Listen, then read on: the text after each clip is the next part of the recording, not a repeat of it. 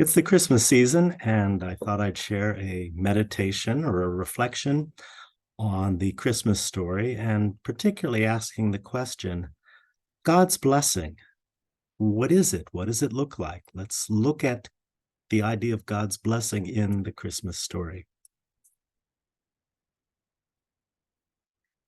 Now, the Christmas story is actually more than one story. It's stories within stories. We have the story of Zechariah and Elizabeth, and it starts with the word about King Herod. We have the story of Mary, Joseph, and all of this in Luke's gospel. Of course, we also have Matthew's gospel as well. But the Bible and its various parts is an amazing piece of literature, and Luke's gospel is an amazing piece of literature. And the Christmas story, I think, as much as any. And so we have what is common in stories, pieces of literature. You have these interacting stories that form the main story. And I want to look at each of these stories to investigate this idea of God's blessing. So let's begin with the passage. In the time of Herod, king of Judea, there was a priest named Zechariah. His wife Elizabeth was also a descendant of Aaron. Both were upright in the sight of God, observing all the Lord's commandments and regulations blamelessly.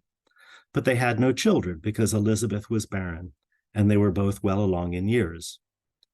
Once, when Zechariah's division was on duty, he was chosen by lot, according to the custom of the priesthood, to go into the temple of the Lord and burn incense.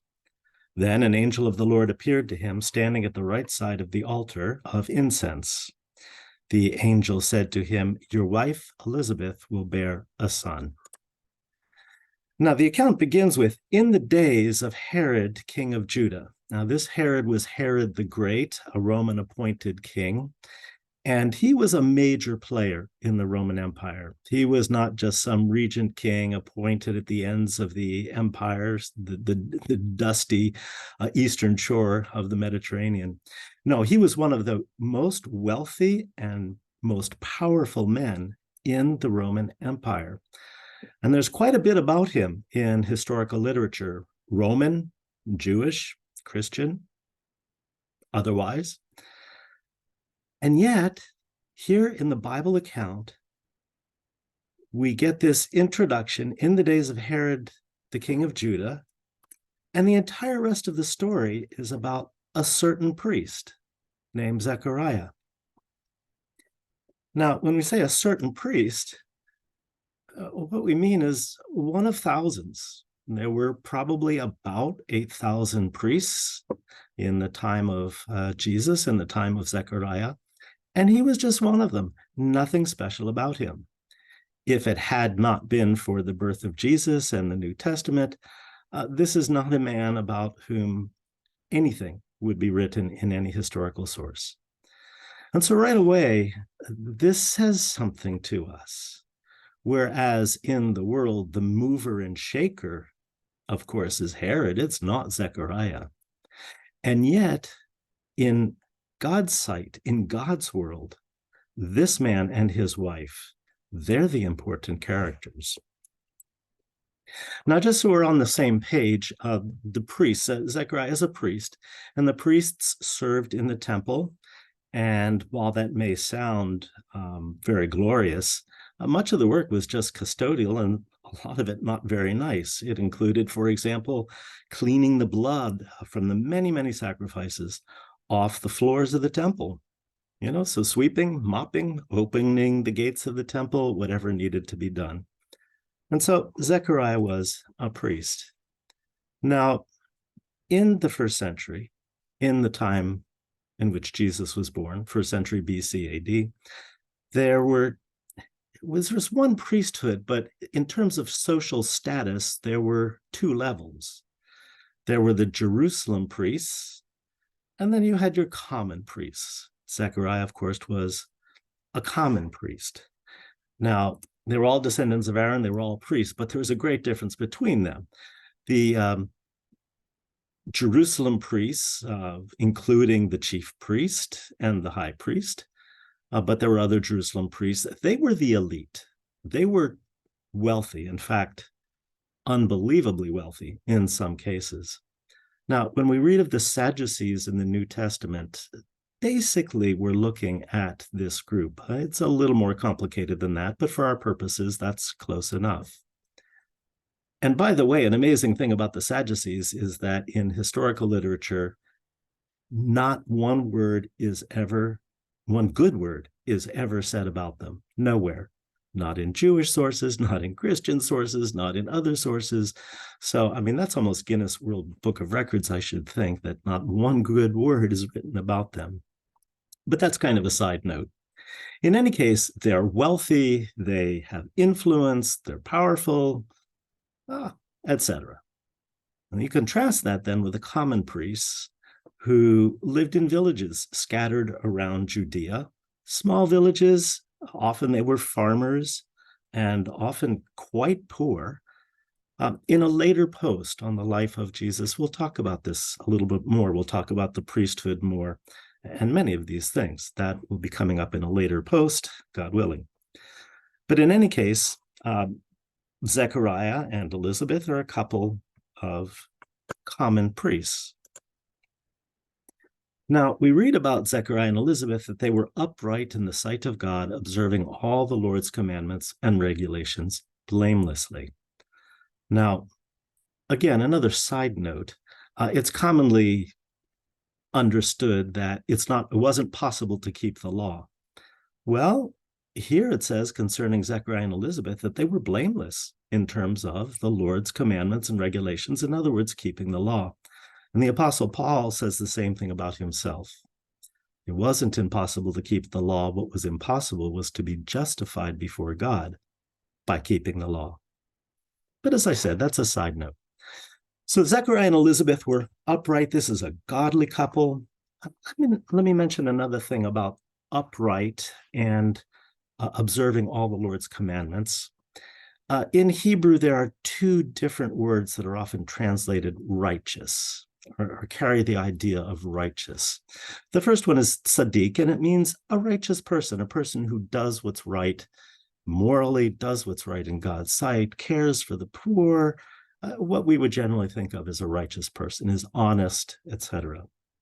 The second word is chassid, and that's not in any way related to the modern Jewish group, the Hasidim. It's not related. But chassid, it means one who is dependent upon or leans upon the chesed, or the mercy and goodness and kindness and ability of God. In other words, one who is dependent upon God. So you can have righteous people who are not dependent upon God.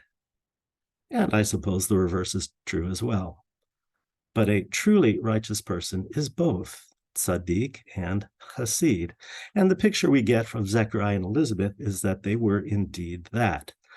And so this couple would clearly be blessed, you would think. But it goes on to say that they have no child because Elizabeth was barren. That is a disaster. In that ancient culture, to not have a child was considered as being cursed of God, the woman and the man, because it's written in Genesis, God blessed Adam and Eve and said, be fruitful and multiply.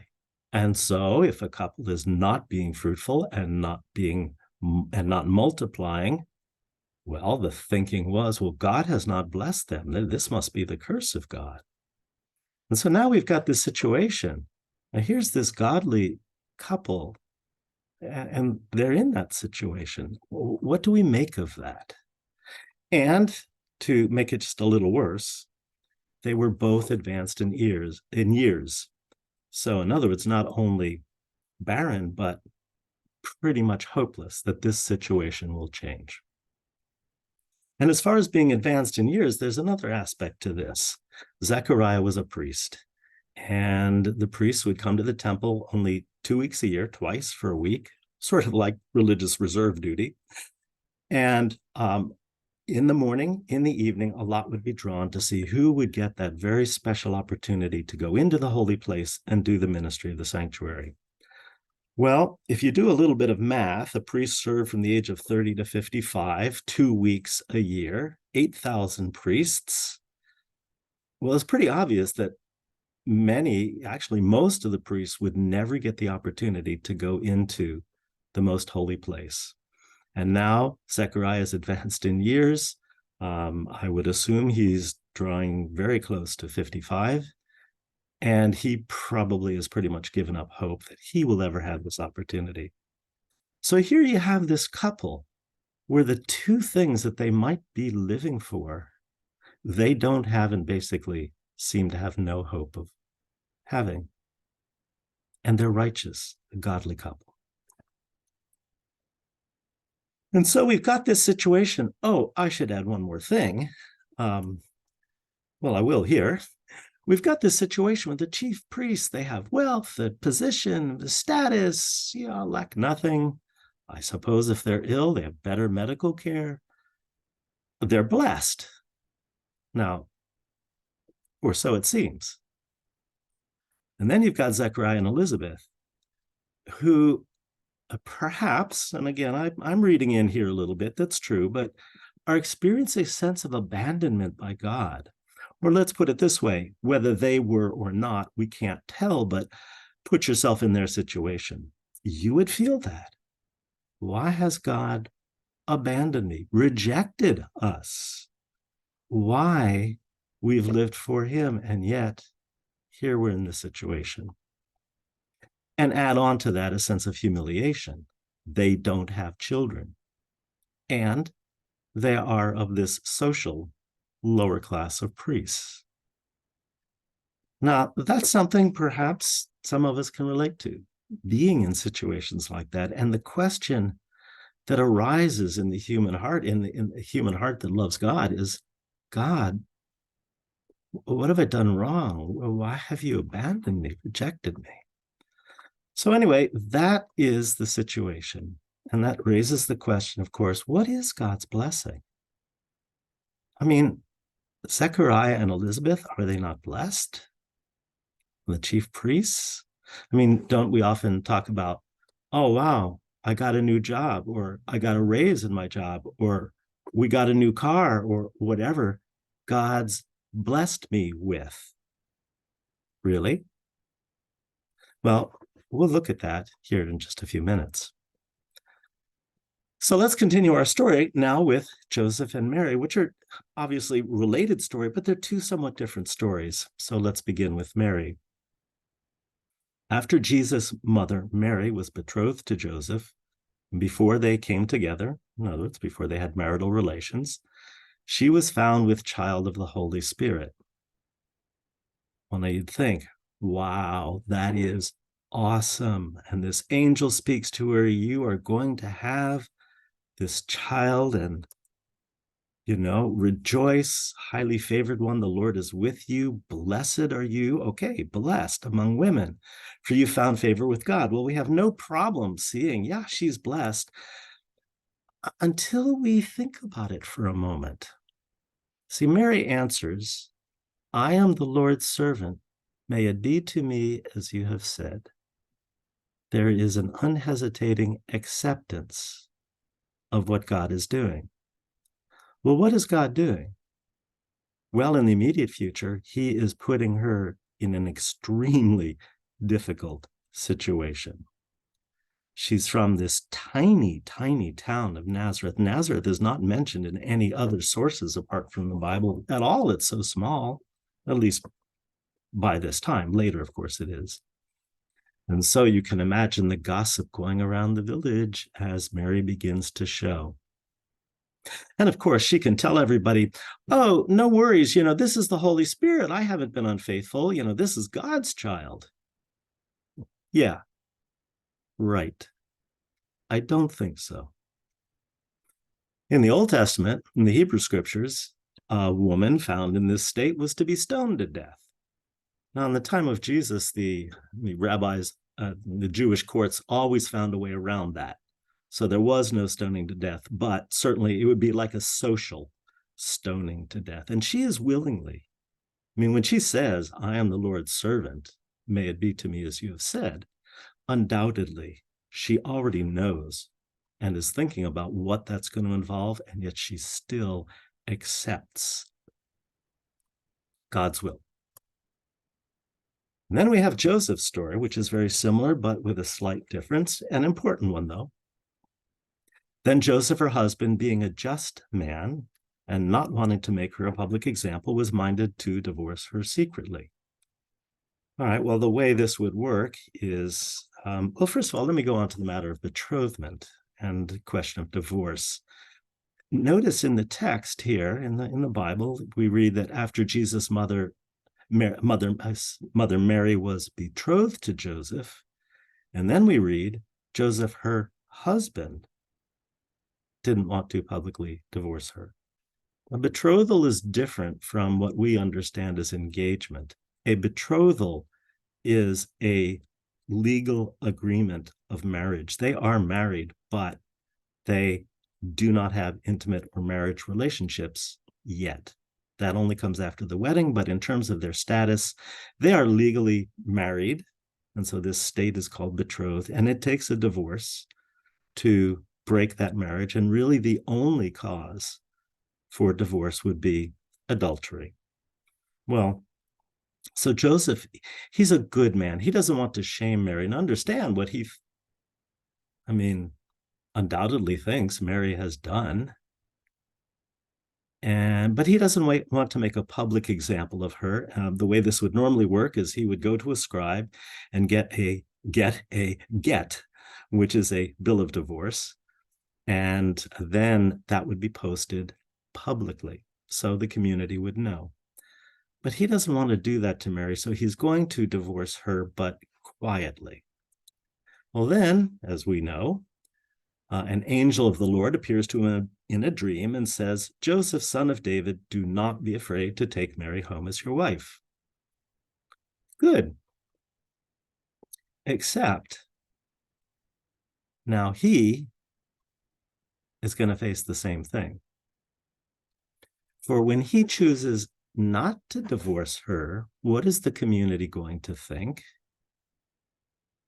Of course, it's his child, that he has been that they both as a couple have been unfaithful. But it's not his child.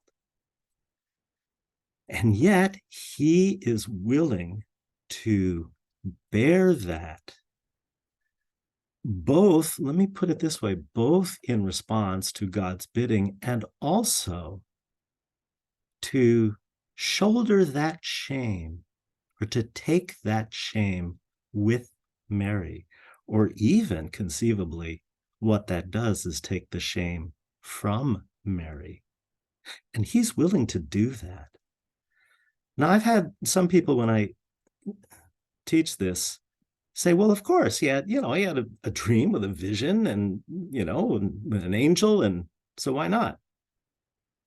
Well, think about it. You wake up from that dream and you go, oh, wow. And then you go, oh, wow. Really? Considering the implications of this? Not so easy. But still, he does it anyway. And to me, this is one of the most sublime pictures in all of Scripture of what it means to bear the cross, apart from Jesus, obviously. Here, in response to God's will, he is willing to take on another person's shame, another person's sin, if you will, or the shame of it. That's beautiful. A word about righteousness. We talked about tzaddik and chassid, but let's look at it on another plane. There's righteousness and there's a higher righteousness. What do I mean by that? Well, it was righteous to say, okay, I will divorce her, but I'm not going to shame her. I'll do it quietly. That's righteous. But now God calls him to a higher righteousness, the cross. The cross. No, don't even divorce her. The cross, willing to deny oneself and pick up shame, humiliation, pain, misunderstanding, all of those things and more. If I can put it this way, out of love for God and response to his bidding. Not everybody has positioned themselves to be able to respond in that way. I'm going to talk about positioning ourselves here in just a moment. And so this reminds me of the verse in Hebrews, let us fix our eyes on Jesus, the author and perfecter of our faith, who, for the joy set before him, endured the cross, scorning its shame, and sat down at the right hand of the throne of God. Well, enduring the cross and scorning his shame is a good description of what Joseph does for Mary. And then, of course, the two as a couple, they go to Galilee, and now I would assume they're going to face this all over again as they are now in Joseph's hometown. So now, both in the lives of Zechariah and Elizabeth on the one hand, and Mary and Joseph on the other, we see a fulfillment, especially Mary, Joseph less so. We see a fulfillment. We see what we would call God's blessing. Do not be afraid, Zechariah. Your prayer has been heard. Your wife Elizabeth will bear you a son, and you're to give him the name John. He will be a joy and delight to you, and he will be great in the sight of the Lord. Fulfillment. And he also has gotten to go into the temple, that thing he's desired for all of his life. And then, of course, for Mary, she gives birth to a son, Jesus, and yes, the pain she endures, he dies on the cross, but he resurrects, and she realizes he really is truly the Son of the Most High, her child. And so we might be tempted to think, sure, God's blessing, it always turns out like this. We might have to endure some suffering, but you know, this life doesn't always turn out that way now, does it? I mean, there are more than a few who have suffered greatly.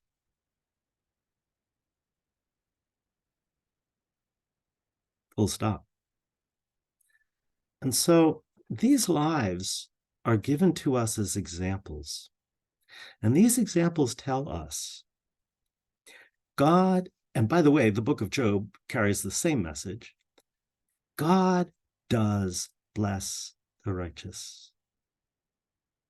We receive that by faith. And for us, that blessing, that sense of fulfillment, that the evident end point of all of that may not be in this life. We need to be eternally oriented people, not seeing blessing primarily as something that, well, let me go on to the next slide. I think that will explain it.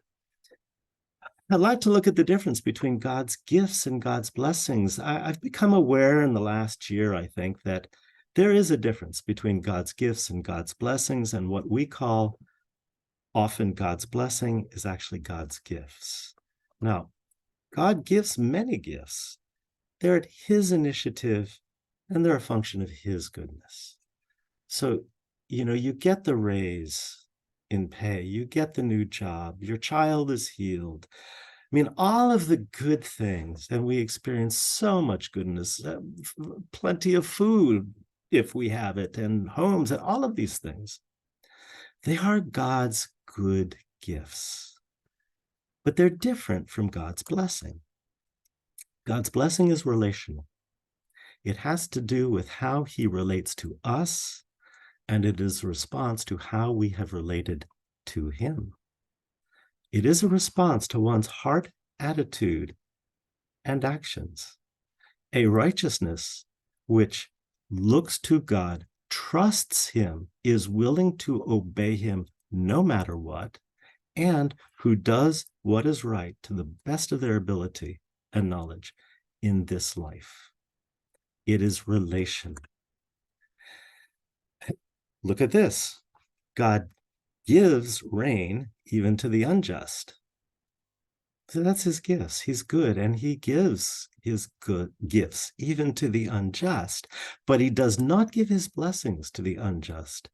His blessings are only on those whose ways are right in his sight. And just a few verses to highlight this.